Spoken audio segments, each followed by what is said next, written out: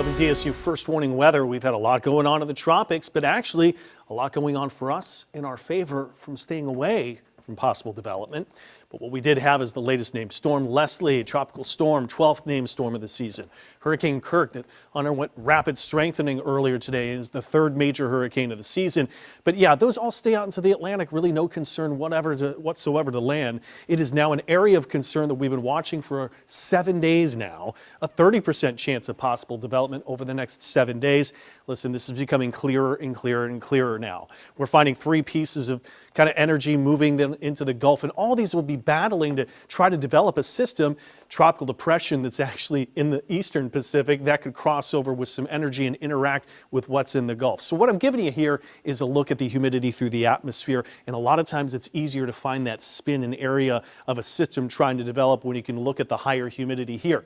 We also see that first system into the eastern Atlantic. This is out of Europe, the forecast we compare to the forecast here out of the U.S., and it confirms that it's a broad area of low pressure, but also you start to see drier air working in too. We've got a front, and that front's favorable for us, keeping everything south. The forecast here out of the U.S. shows that piece of energy moving in eastern Gulf, those two pieces of energy interacting, but very similar to the forecast out of Europe. A broader circulation does have it a little bit farther north. That is one thing to look at, but still it shows the interaction of a front that'll eventually keeping everything south. So that forecast that was just the last one we looked at, this is the actual precipitation wave of humidity.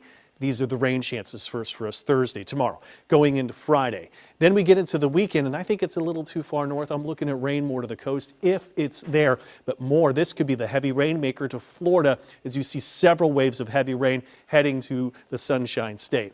What we're looking at here is 1 to 2 inches of rain, but a big change from where you get a little bit more rain and where you don't have any rain whatsoever. So the forecasts are converging on the solutions to say this will be a weak storm if it even forms. It'd be tropical depression at most. It's a rainmaker for us, and everything really stays south. Mentioned the front that's going to help out to kind of drive things farther south. There's where it is at this time. Let's get a real focus on temperatures and time the rain tomorrow. Have some rain gear Thursday and Friday here in New Orleans. Maybe some 60s as you get out the door to those areas outside of the city. The timing of the rain, South Shore up to New Orleans, morning up till midday.